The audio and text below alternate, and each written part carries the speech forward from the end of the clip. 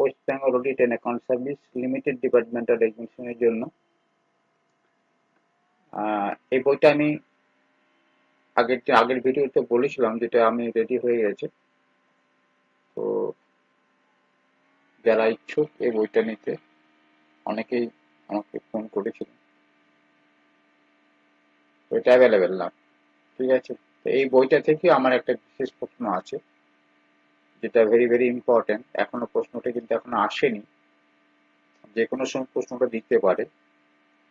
তার জন্য আমি একটা প্রশ্ন আলোচনা করবো আজকে, সেটা হচ্ছে জিএসটি। জিএসটিটা যেমন দুটি দিকেই ইম্পর্টেন্ট, একটা হচ্ছে আপনার জেনারেল নলেজের ক্ষেত্রে ইম্পর্টেন্ট জিএসটিটা, আর কনস্টিটিউশন অফ ইন্ডিয়ার এই যে বাংলা ভার্সন আছে, এখানে জিএসটি আছে, সেটার ক্ষেত্রে ইম্পর্টেন্ট। তো আমি একটা ইংরেজিতে আলোচনা করছি, সকলের কাজে লাগবে। ঠিক আছে, তো 269A levy and collection of goods and services tax in course of interstate trade or commerce। অর্থাৎ আপনারা সকলে জানেন যে 1/7/2017 সাল থেকে আমাদের ইন্ডিয়াতে এটা চালু হয়েছে। তার পিছনে কি কি কারণ আছে আপনারা সেগুলো অনেকেই জানেন। তো বিস্তারিত সেই বিষয়গুলো আমি আজকে আলোচনা করব।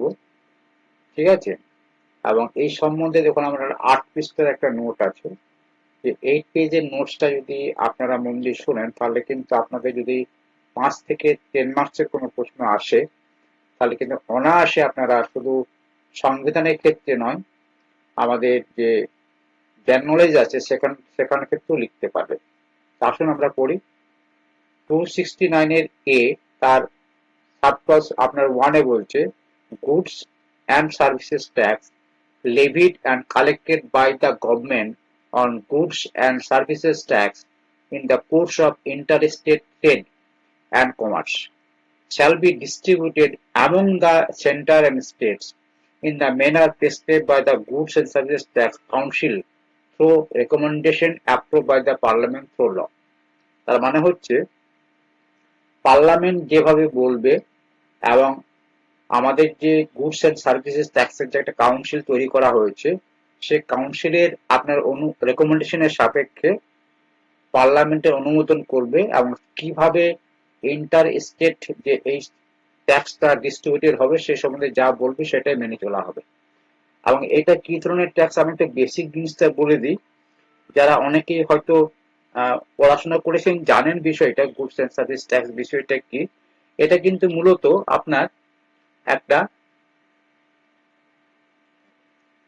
আপনারা যদি ইনকাম ট্যাক্সের সাথে এটা তুলনা করেন, ছোট্ট করে একটা বলি, ইনকাম ট্যাক্স আইটির সাথে যদি এটাকে তুলনা করেন, আইটি, আজ আমার শরীরটা একটু অসুস্থ আছে সকাল থেকে, ইনকাম ট্যাক্সের সাথে যদি তুলনা করেন, তাহলে ইনকাম ট্যাক্স কি? ইনকাম ট্যাক্স হচ্ছে প্রোগ্রেসিভ ইন নেচার, অর্থাৎ মানে হচ্ছে আপনার যত ইনকাম হবে আপনার তত ট্যাক্স দিতে হবে। কিন্তু জিএসটি এটা যেমন ইনকাম ট্যাক্সটা হচ্ছে ডিটি ডাইরেক্ট ট্যাক্স, এটা হচ্ছে ডিটি, আর এটা হচ্ছে আইডিটি ইনডাইরেক্ট ট্যাক্স। এটা হচ্ছে জিএসটি হচ্ছে ইনডাইরেক্ট ট্যাক্স। ইনডাইরেক্ট ট্যাক্স এটা কি হচ্ছে না, সকলকে কিন্তু সমান হারে ট্যাক্স দিতে, অর্থাৎ একটা একটা জামা কিনতে যত টাকা আপনাকে জিএসটি দিতে হবে, সেই জামাটার দাম যদি ধরুন 500 টাকা হয়, সেই জামাটা যেই কিলোটা কেন জিএসটির পার্সেন্টেজটা একই থাকবে।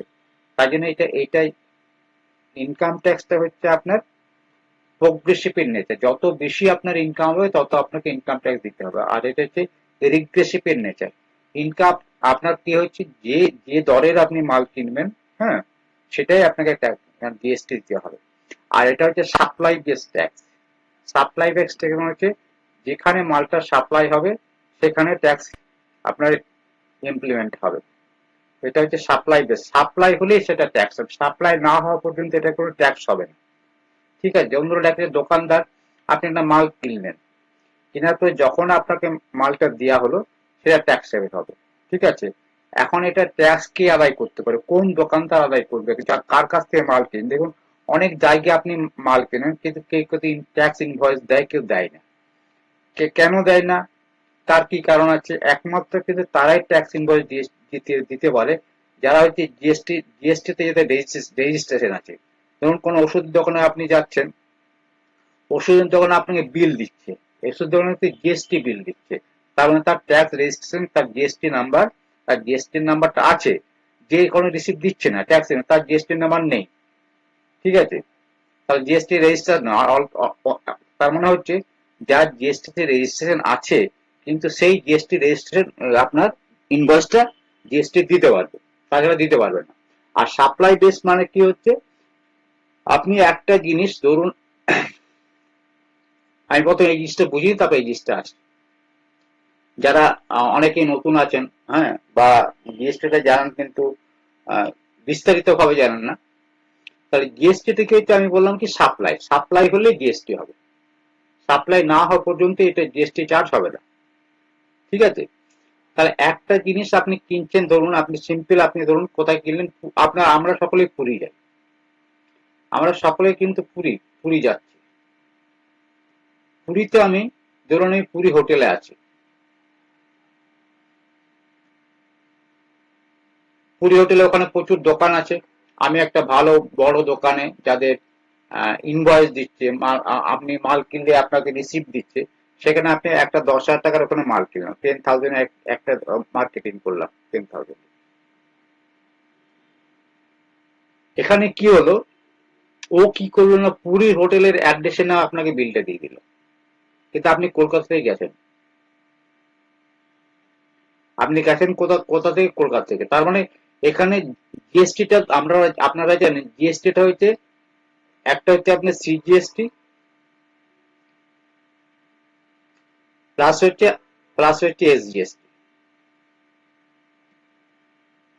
তাহলে এই যে আমি পুরীতে মালটা কিনলাম, আমার হোটেলের অ্যাড্রেসটা অনুসারে মালটা আমাকে দিয়ে দিল কি, আমার নাম অসিত হালদার, পুরী হোটেল। তাহলে এই যে আমার ধরুন ট্যাক্স ছিল 18%, ঠিক আছে, তাহলে এটার উপরে যে আমার 18% ট্যাক্স আছে, ঠিক আছে, তার যে ধরুন আমি সিম্পল বলছি, এটা এটা হচ্ছে 1,800 টাকা ট্যাক্স আছে,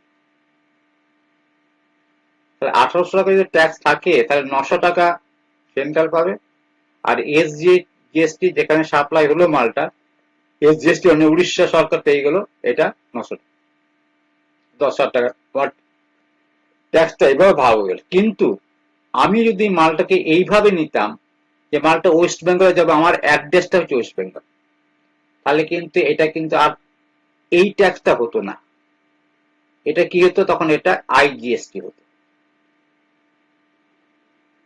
এই আইজিএসটি পরবর্তীকালে একটা সেন্ট্রাল গভর্নমেন্ট, সিজিএসটি সেন্ট্রাল গভর্নমেন্টের কাছে যেত, আর আরেকটা এসজিএসটিটা যেত আপনার ওয়েস্ট বেঙ্গলের কাছে।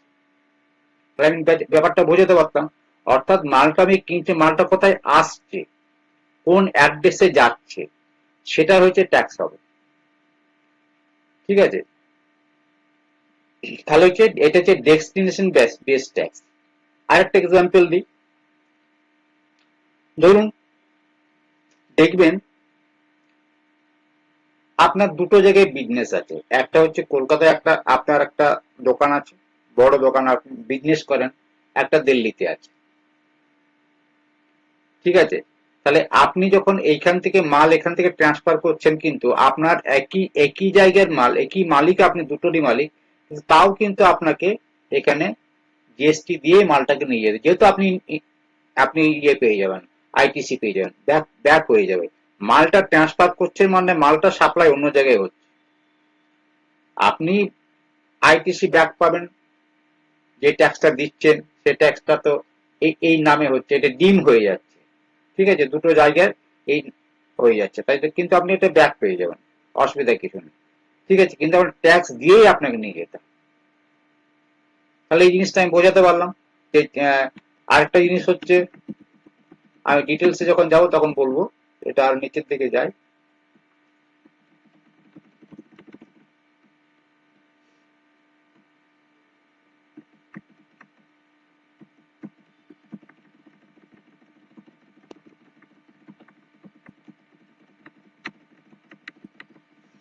দেখুন 2 নম্বর যে tax collected under clause 1 shall not be part of the consolidated fund of India. দেখুন কনসোলিডেটেড ফান্ড কখন হবে, কখন আমার ট্যাক্সটা কনসলিডেটেড ফান্ড অফ ইন্ডিয়াতে যাবে, যখন সম্পূর্ণ টাকাটা আপনার গভর্নমেন্ট অফ ইন্ডিয়ার হবে।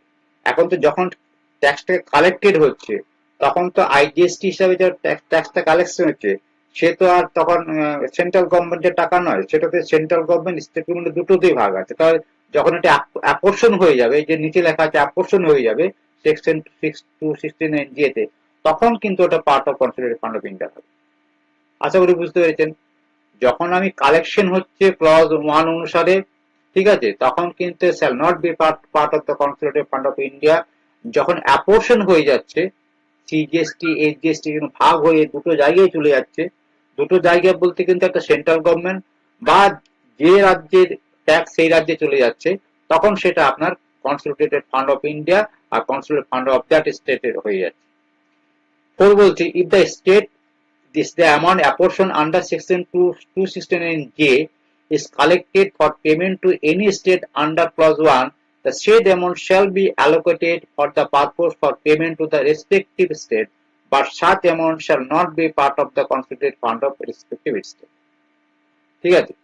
If the amount apportion যেটা করছে, হ্যাঁ, is allocated for পেমেন্টের জন্য allocated হয় to any state under clause 1, ঠিক আছে, the said amount shall be allocated for the purpose of payment to the respective state. পেমেন্টের জন্য ওটা হবে, কিন্তু এটা কিন্তু আবার কোনোভাবে the such amount shall not be part of the consolidated fund of India. 5 নম্বর বলছে, the place of supply of goods shall be determined by policy and law for the purpose, levy and collection of tax, whether the supply of goods or services or both in course of the interstate trade of commerce is tax or not. It can be determined according to the policy in this regard. The place of supply of goods shall be determined by the policy of law.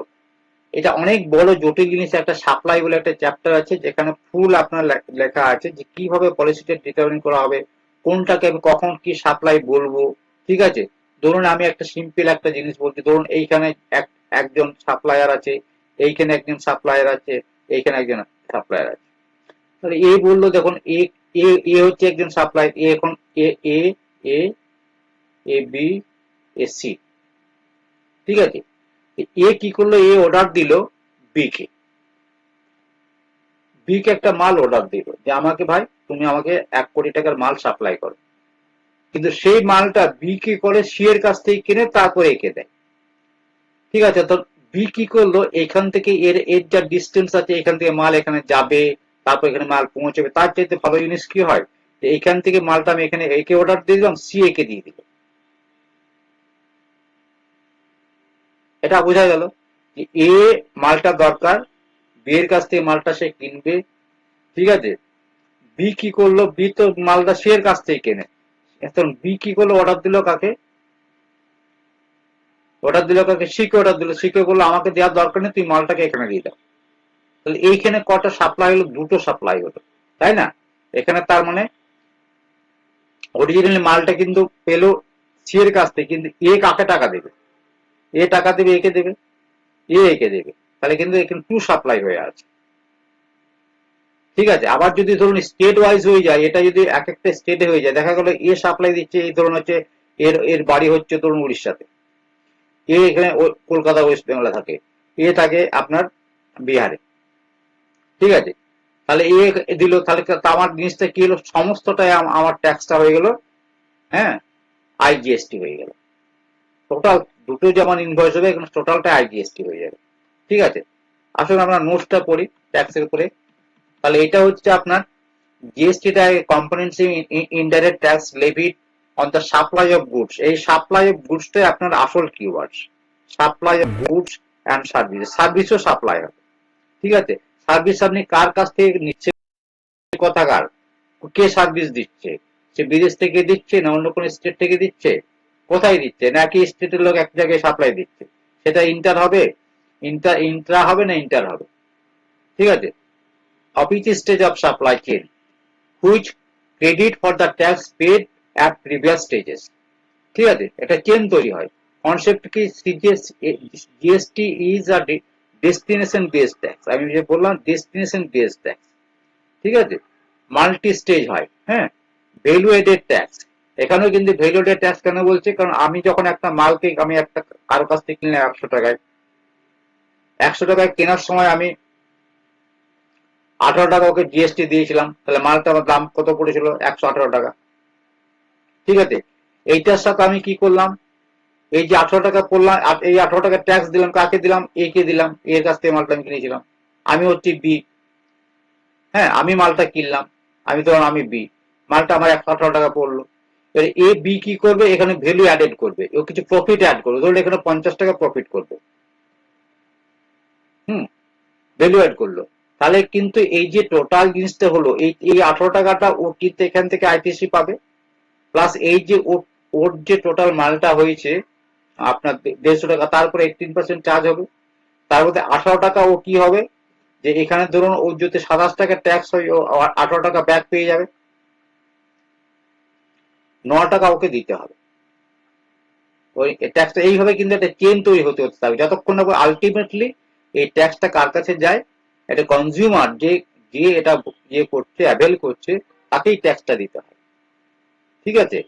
একটা manufacturing থেকে একটা last consumer যে ইয়ে করে, ভোগ করে, তাকেই কিন্তু 100% যত জিএসটি করে তার তার ঘাড়ের উপর দিয়ে এটা যায়, ঠিক আছে। তার জন্য কিন্তু এই যে ট্যাক্সটা আছে, যেমন এটা আমার প্রচুর ট্যাক্স পড়েছে, ধরুন একটা গাড়ি যদি আপনার 15 লাখ টাকা দাম হয়, ঠিক আছে, 15 লাখ টাকা দাম হয়, দেখবেন এই গাড়িটাতে আপনার মোটামুটি আরো, মোটামুটি ধরে রাখুন আপনি প্রায় 5 থেকে 6 লাখ টাকা আপনার জিএসটি পড়ে যাবে, আর গাড়িটার দাম দাঁড়িয়ে 20 থেকে 21 লাখ টাকা, এই যে 5 থেকে 6 লাখ টাকা ট্যাক্সটা দিল, তার মানে এই ধাপে ধাপে ধাপে এর সাথে যোগ হতে হতে, ভ্যালুয়েটেড হতে হতে, ভ্যালুয়েট ট্যাক্স হতে হতে এই টাকা তার দাঁড়িয়েছে, ঠিক আছে। ওরা কিন্তু যারা বিজনেস করছে তারা কিন্তু আইটিসি পেয়ে যাচ্ছে, মানে ওদের ওদের কিন্তু আইটিসি মানে ইনপুট ট্যাক্স পেয়ে যাচ্ছে, ওরা কিন্তু বিজনেসম্যানরা কিন্তু বিজনেসম্যানের ঘাট থেকে এটা যাচ্ছে না, আলটিমেটলি যে 21 লাখ টাকায় কিনছে কাস্টমার, সেই কাস্টমারের ঘাট থেকে টোটাল টাকাটা যাচ্ছে, ঠিক আছে।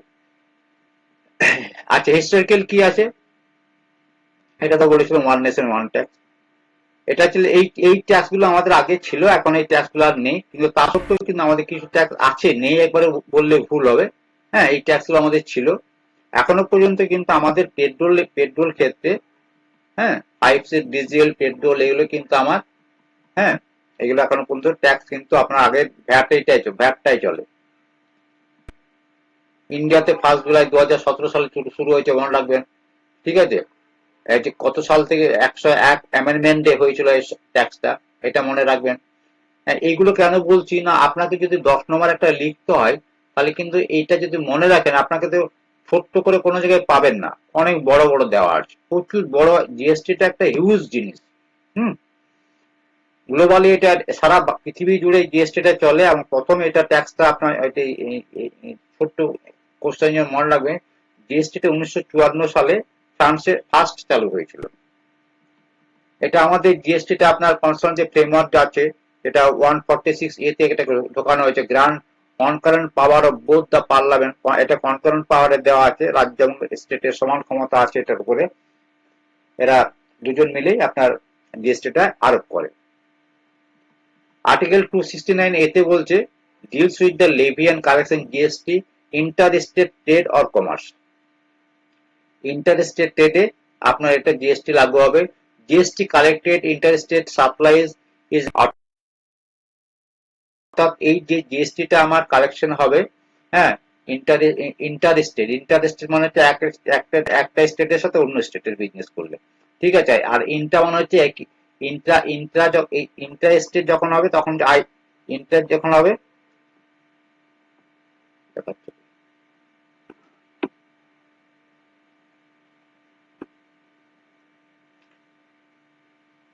ইন্টার যখন হবে তখন হচ্ছে ইন্টার যদি হয়, ইন্টার স্টেট যদি হয় আইজিএসটি হবে, আর ইন্টার যদি হয় একই স্টেটের মধ্যে যদি লেনদেন হয়, সেটাতে এটাতে কি হবে, সিজিএসটি হবে এবং এসজিএসটি হবে।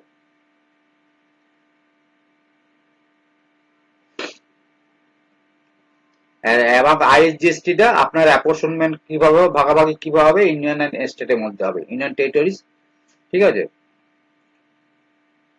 আবার ওটাকে আমরা ইউটিজিএসটিও বলতে পারি, ইউনিয়ন টেরিটরির মধ্যে সেটাকে ইউটিজিএসটি বলে, ইউটিজিএসটি।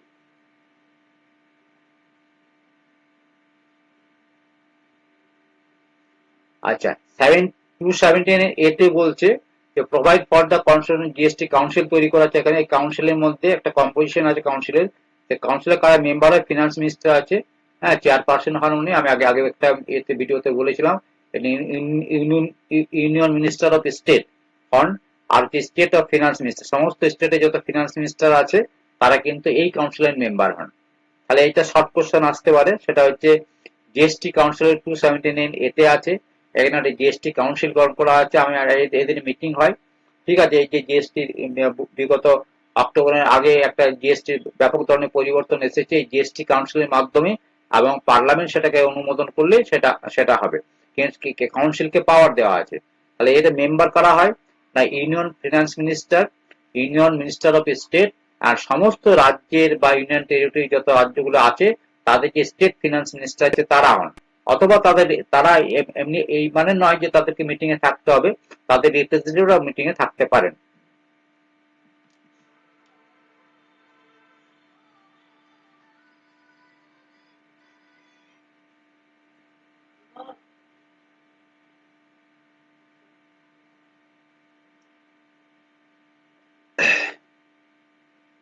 টাইপ অফ জিএসটি আমি আগে বলে দিচ্ছি, নতুন করে বলছি না।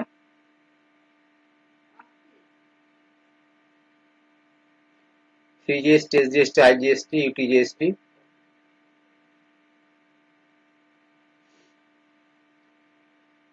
এক্সাম্পল, সেলস উইদিন মহারাষ্ট্র যদি হয় তাহলে আপনাকে সিজিএসটি, এসজিএসটি হবে। Sale from Maharashtra to Gujarat যদি আইজিএসটি হবে। ইম্পোর্ট ফ্রম অ্যাব্রোড যদি হয়, বিদেশ থেকে যদি আমি কোনো মালকে ইম্পোর্ট করি তখন আইজিএসটি হবে, প্লাস কাস্টম ডিউটি তার সাথে থাকবে। ঠিক আছে, আর যদি এক্সপোর্ট করি এক্সপোর্টে কিন্তু জিএসটি হবে না। এক্সপোর্টে এক্সাম ক্যাটাগরি আছে, নীল জিএসটি আছে। ঠিক আছে, destination based tax collected in one point of consumption not production. এটা মনে রাখবেন যে যেখানে কনজাম্পশন হয় সেখানে জিএসটিটা হয়, কনজিউম যেখানে করে। Benefit of benefits consume state benefit করে। দেখুন একটা মনে রাখবেন, ধরুন আমি তো পশ্চিম বাংলা থেকে, আমি তো ওয়েস্ট বেঙ্গল থেকে পুরী বেড়াতে গেছি। ঠিক আছে, ওয়েস্ট বেঙ্গল থেকে পুরী বেড়াতে গেছি, পুরী থেকে যদি মাল কিনে যেতে আমি আমার অ্যাড্রেস লিখতে বাধ্য করি যে ভাই না, এটা আপনারা কিন্তু এই আমার অ্যাড্রেসে মালটা দেবেন। ঠিক আছে, তার মানে কিন্তু আমার অ্যাড্রেসে মালটা দিলে আমার জিএসটিটা ওয়েস্ট বেঙ্গলের হয়ে গেল। তাই জিএসটি ওখানে চার্জ হবে, পরবর্তীকালে ওয়েস্ট বেঙ্গল এই টাকার ভাগটা পাবে, উড়িষ্যা পাবেন। মাল্টি স্টেজ ট্যাক্স আছে। ঠিক আছে, লেভিড এভরি স্টেজ, প্রত্যেকটা স্টেজ, ম্যানুফ্যাকচারিং, হোলসেল, রিটেল, তারপর হচ্ছে কাস্টমার কাছে যাচ্ছে এই নিউজ। আলটিমেটলি কাস্টমারকে সমস্ত ট্যাক্সটা বহন করতে হয়। এবং এর ফলে কিন্তু ক্যাসকেডিং এফেক্টটা কিন্তু অনেকটা, ট্যাক্স অন ট্যাক্স যেটা হয়েছে অনেকটা আমাদের লাঘব হয়েছে, অনেকটা বললে ভুল হবে, 99% লাঘব হয়েছে। ভ্যালু এডিশন করলে আপনার ট্যাক্সটা বাড়বে। হ্যাঁ, আমি যদি একটা মাল, আমি যদি দোকানদার হই, বিজনেস করি, আমি তো ওষুধ দোকান হয় বা ধরুন বড় বিজনেস করি, তাহলে 100 টাকার মালটা আমি কি করছি, এর সাথে ভ্যালু এডেড করছি। ঠিক আছে, 50 টাকা আমার ভ্যালু এডেড করলাম। ভ্যালু এডেড করলে আমার কিন্তু টোটাল যে 150 টাকা হলো, 150 টাকার আমার যে ট্যাক্স পড়বে 5% ছিল, 2.5%, 2.5%, তাহলে আমার এটার উপরে কিন্তু আরো 5% মানে কত, 7.5, মানে আরো 7.5 টাকা যোগ হবে। ঠিক আছে, তাহলে আগে তো আমি 5 টাকা দিয়েছি এটার উপরে, তাহলে আমি 2.5 টাকা গভর্নমেন্টকে দেবো।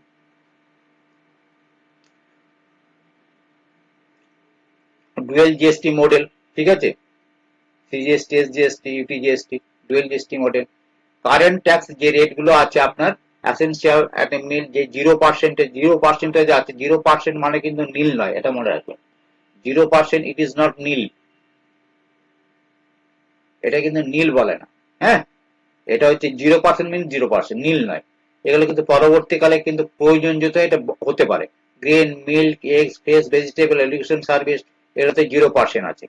কিন্তু এডুকেশন সার্ভিস বলতে কাকে বোঝায়? এডুকেশন সার্ভিস বলতে যারা সার্টিফিকেট দেয় গভর্নমেন্টে, যারা সার্টিফিকেট দেয় এফিলেটেড যারা আছে, তারাই কিন্তু আপনার, যারা কোর্স ফি নেয় না গভর্নমেন্টের, মানে কোর্স ফি যারা নেবে, প্রাইভেট টিউশন করবে, কোর্স ফি নেবে, তার কিন্তু জিএসটি লাগবে।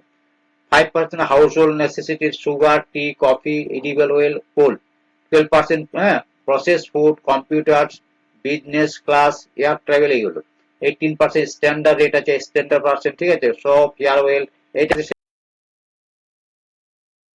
এগুলোতে, ঠিক আছে। হ্যাঁ, 28% হচ্ছে লাক্সারি গুডস এর মধ্যে আছে, automobiles, tobacco, aerated drinks, luxury items, special ডেট আছে 3% গোল্ড আর প্রিসাইস স্টোন, 0.25% রাফ ডায়মন্ডের মধ্যে আছে, ঠিক আছে। এগুলো মুখস্থ করার দরকার হয় না, মোটামুটি একটা আইডিয়া রাখলেই হবে, এগুলো ইন জেনারেল আসে না। অনেক সময় আসে নীল নীল ডেটস বলতে কি বোঝান, নীল ডেটস আর জিরো রেটের মধ্যে তফাৎ আছে।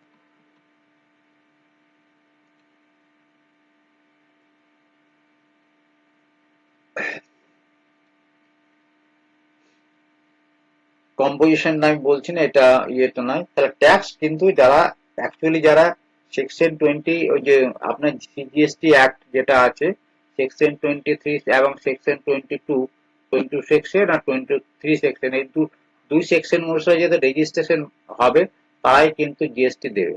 জিএসটি জিএসটি লাইভেল হতে হবে, যাদের রেজিস্ট্রেশন আছে তারা জিএসটি তে লাইভেল। অনেক সময় দেখবেন যে কোনো বিল্ডিং আপনি কোনো ফ্ল্যাট পারচেস করছেন, আপনি ফ্ল্যাট পারচেস করছেন, বাড়ি কিনছেন, বাড়ি কেনার সময় কেউ জিএসটি নিচ্ছে, কেউ জিএসটি নিচ্ছে না, এই মানাটা কি? আর অনেকে লেখা আছে অ্যাড দিচ্ছে GST free, actually GST free হয় না। ফ্ল্যাট কেনাটা জিএসটি ফ্রি নেই, অর্থাৎ কনস্ট্রাকশন, আন্ডার কনস্ট্রাকশনে জিএসটি লাগে, আন্ডার কনস্ট্রাকশনে আপনার আন্ডার কনস্ট্রাকশনে জিএসটি লাগে, ঠিক আছে।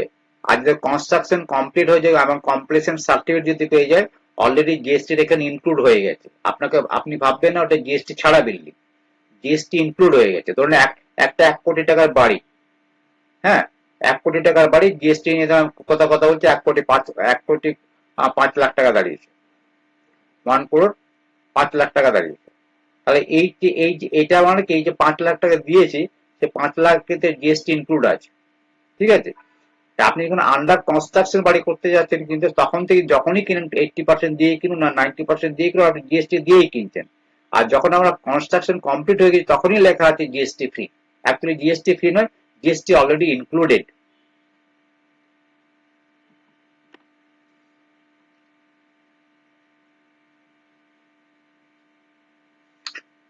এরপর যে রেজিস্ট্রেশন থ্রেড হোল্ডটা বলে দিই। রেজিস্ট্রেশন আপনারা সেকশনটা আমি বললাম 22, 23 না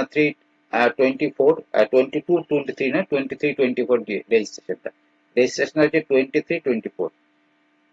এটা একটু পড়বেন, তাহলে জিনিসটা বুঝতে পারবেন রেজিস্ট্রেশন কারা, কেন 23, কারা 24। কেউ রেজিস্ট্রেশন করতে বাধ্য হয় 24-এ, ঠিক আছে। আর একটা থ্রেশহোল্ড লিমিট পার করলে 23-তে আছে। যেমন গভর্নমেন্টের কোনো অফিস রেজিস্ট্রেশন, যারা আপনার যে সকল গভর্নমেন্ট অফিসগুলো কন্ট্রাক্টর নিয়োগ করে কাজ করায়, তার তো এত ট্রানজাকশন না হলেও চলে, তাকে কন্ট্রাক্টর নিয়োগ করে কাজ করালে কিন্তু তাকে জিএসটি রেজিস্ট্রেশন নিতে হয় বাধ্যতামূলক, ওটা ঠিক আছে। তাহলে নর্মাল ক্যাটাগরি কি আছে, 40 লাখ ফর গুডস আর 20 লাখ ফর সার্ভিসেস আছে। আর special category 20 lakh for goods, 10 lakh for services. এগুলো কি আছে, এগুলো স্টেট ওয়াইজ ভাগ করা আছে। হ্যাঁ, আপনি এইটাই মনে রাখবেন যে অ্যাডভান্স স্টেট আছে আমাদের ধরুন আমি ওয়েস্ট বেঙ্গল বলছি, মহারাষ্ট্র বলছি, উড়িষ্যা বলছি, ঠিক আছে। হ্যাঁ, দিল্লি বলছি, ঠিক আছে। যে সকল অ্যাডভান্স স্টেট আছে, নর্থ ইস্টার্ন স্টেট গুলোর মধ্যে এইটা হচ্ছে আপনার, ওদের এই কমটাতে হয়, হ্যাঁ, ওদের কমটাতে হয়, আর এইটাতে হয়।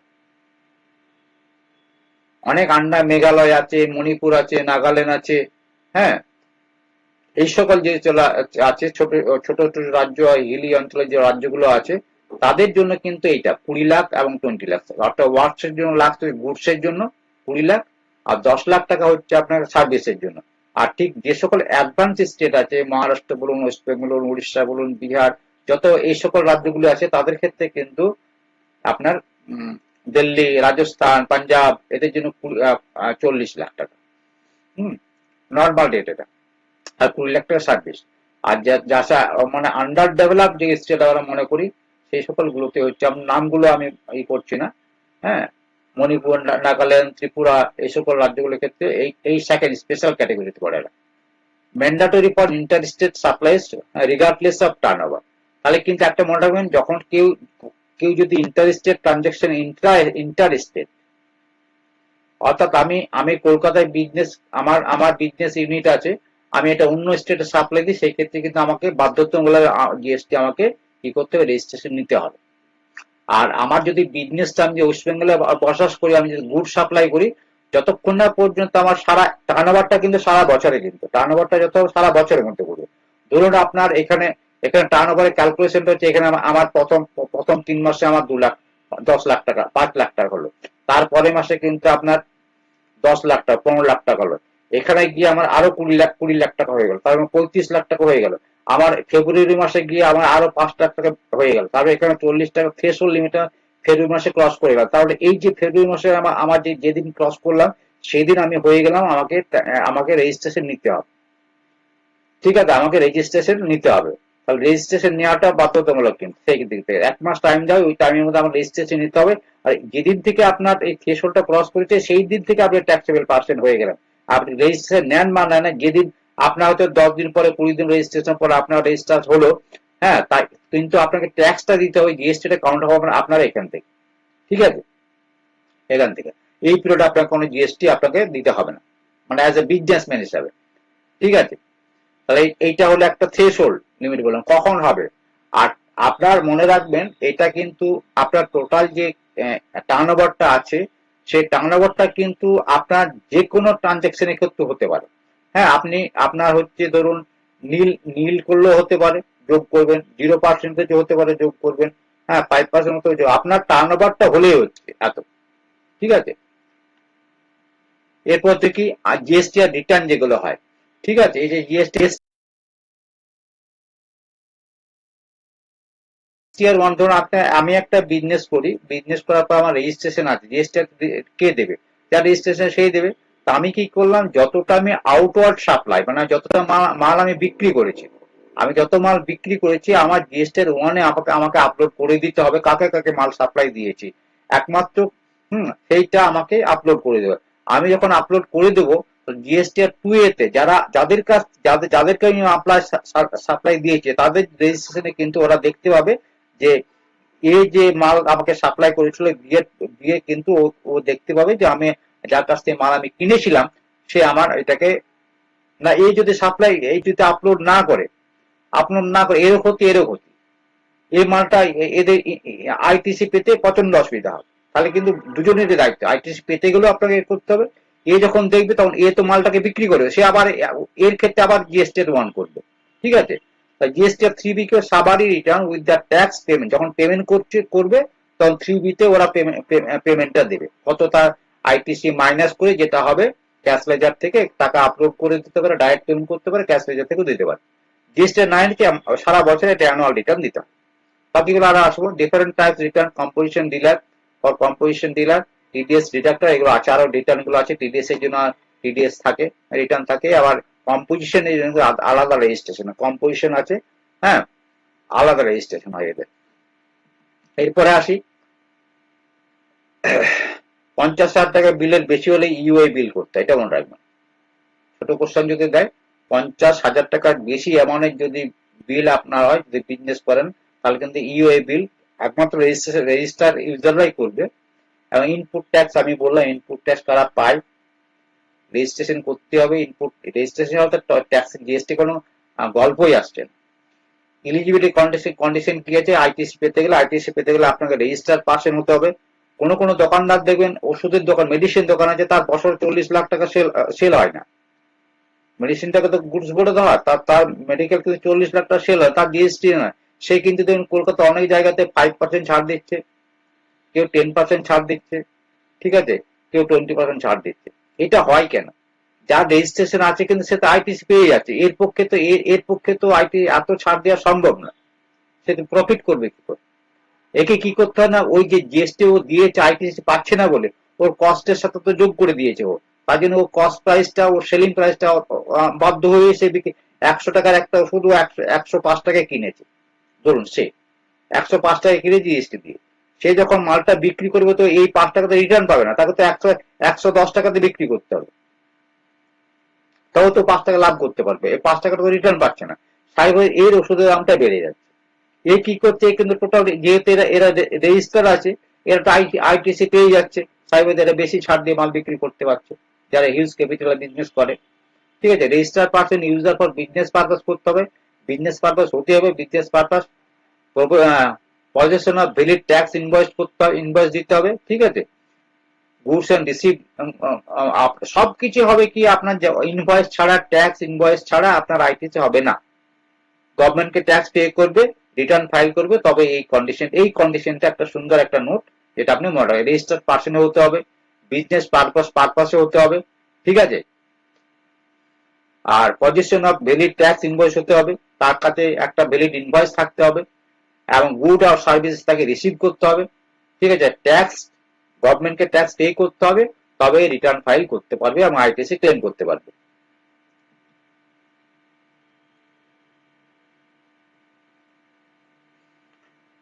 Motor vehicle except for specific use, block credit, good beverage, outdoor catering, construction of immovable property except plan and machinery, আর হচ্ছে personal use item, health, life insurance, travel benefits for employees.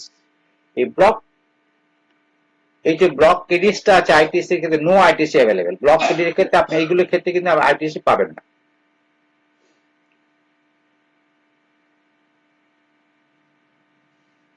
ITC mechanism আমি আগে বুঝিয়ে দিলাম, যেন একজন manufacture purchase করলে 100 টাকা, তাই জিএসটি দিয়েছে, তাহলে সেল করলো 150 টাকায়, তাহলে তার জিএসটি 27 টাকা হলো, সে অলরেডি 18 টাকা দিয়েছে, তাকে 9 টাকা পেমেন্ট পেয়েবল হয়ে গেল, তার 9 টাকা। এটা আমি আগেই বুঝিয়েছি। তাহলে হোলসেল যখন ও যখন পারচেজ করলো 150 টাকায়, 27 টাকা জিএসটি দিয়ে সেল করলো আপনার 200 টাকায়, তাদেরকে 36 টাকা জিএসটি দিতে হবে। তাহলে আগে 27 টাকা দিয়েছে, 36 টাকা জিএসটি ওকে দিতে হবে, তাহলে আইটিসি 27 টাকা হচ্ছে, 9 টাকা জিএসটি দেবে। জিএসটি অ্যাডভান্টেজ কি আছে?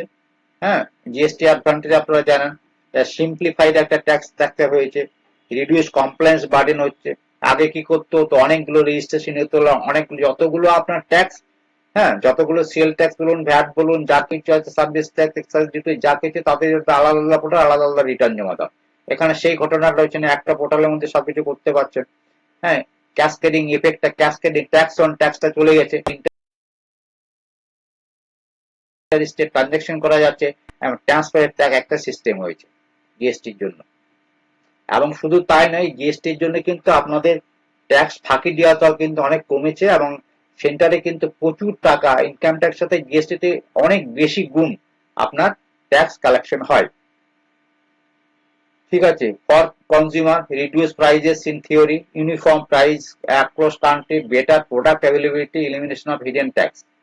ফর গভর্নমেন্টের ক্ষেত্রে লাভ হয়েছে, এগুলো সবই সিমিলার ভাবে লাভ হয়েছে, অনেক ওদের কন্ট্রোল করতে পারছে।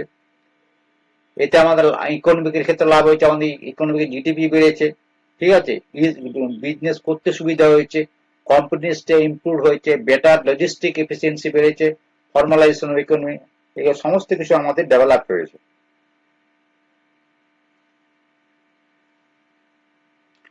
প্রথম চ্যালেঞ্জে কি আছে, যারা অনেকেই কিন্তু, আমি যখন একটা অফিসে প্রথম দিকে যখন আমি পোস্টিং ছিলাম 18 সালে, যখন ট্যাক্সটা সমস্ত অফিসকে বললো রেজিস্ট্রেশন করতে হবে, পার্সোনালি কিন্তু অনেকেই কিন্তু অনেক টাকা দিয়ে 5 থেকে 10,000 টাকা দিয়ে রেজিস্ট্রেশনটা করেছিল।